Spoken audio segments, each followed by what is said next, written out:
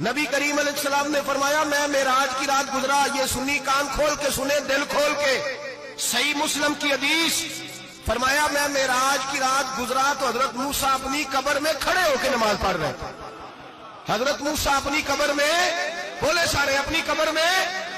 حضرت موسیٰ اپنی قبر میں کھڑے ہو کے، اب آؤ حضرت سعید بن مسیب تابعی ہیں، صحابہ کے شاگرد ہیں، وہ کہتے ہیں جب یزیدی فوجوں نے مدینے پر حملہ کیا اور یزید کا مقرر کردہ امام آیا تو صحابہ کرام مسجد نبی چھوڑ گئے، 3 دن تک مسجد میں نماز، کہا ہم یزیدی امام کے پیچھے نماز نہیں پڑھیں گے۔ مدینے پہ حملہ ہوا، مکے پہ حملہ ہوا، حضرت سعید بن مسیب کہتے ہیں میں دیوانہ بن کے، مجنون بن کے اندر گھس گیا۔ یزیدی فوجیں سمجھی میں دیوانہ ہوں، شاید پاگل ہوں، مجھے انہوں نے تکلیف کوئی نہ دی۔ فرماتے میں نبی پاک کی قبر کے ساتھ ٹیک لگا کے بیٹھا تھا، زور کا وقت ہوا تو میں رونے لگ گیا، اب میں نماز کیسے پڑھوں گا، اذان کا کیسے پتہ چلے گا۔ آپ فرماتے ہیں مجھے اللہ کی عزت کی قسم، جب اذان کا وقت ہوا تو نبی پاک کی قبر سے اذان کی آواز آنے لگی۔ فرماتے ہیں جب جماعت کا وقت ہوا تو حضور کی قبر سے اقامت کی آواز آئی، پھر جماعت کی آواز آئی، اور میں نے اپنے نبی کے پیچھے زور کی نماز ادا کی، حضور کے پیچھے۔ حضرت موسیٰ اپنی قبر میں نماز پڑھے اور میرے رسول تو قبر میں جماعتیں کراتے ہیں، حضور جماعتیں کراتے ہیں، اور آپ فرماتے ہیں میں 3 دن مسجد، کان کھول کے دل کھول کے سنو، ہم نے کوئی ریڈی میڈ عقیدہ نہیں اپنایا،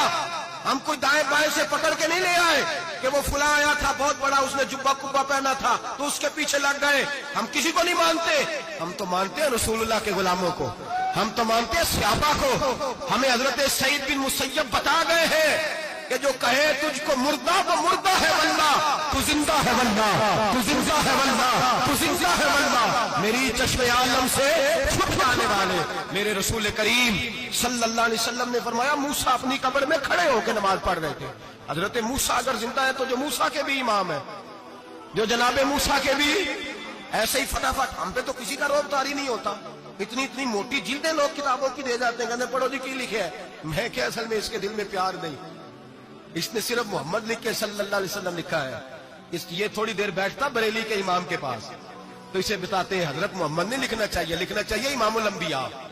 سرور کون و مکان، تاجدار حال عطا، لکھنا چاہیے مشکل کشا، حاجت روا، حبیب خدا محمد مصطفیٰ صلی اللہ۔ تمہیں تو نام نہیں ڈھنگ سے لکھنا آتا، تم مصطفیٰ کی بات کیا کرو گے، تمہیں کیا خبر۔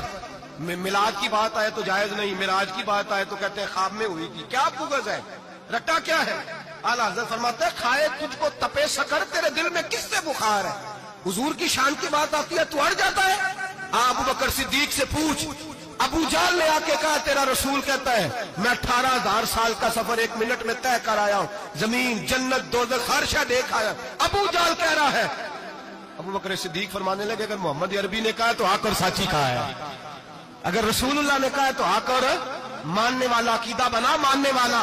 ایسے لوگ سڑک پہ بیٹھ کے بات کر دیتے ہیں اور فٹافٹ سنی بھی مسئلہ پوچھنے آ جاتا ہے، کہتا ہے جی وہ فلانا مولوی کا، وہ کون ہوتا ہے، کون ہے وہ، کس کی بات کر رہے ہو۔ بات کرنی ہے تو ابو بکر صدیق کی کرو، عثمان غنی کی کرو، مولا علی کی کرو، انس بن مالک کی کرو، طلحہ اور زبیر کی کرو۔ ہم کسی دائیں بائیں والے شخص کی بات نہ کرتے نہ سنتے، ہم پہ نہیں کسی بندے کا روب طاری ہوتا ہوگا چل دوڑ جا،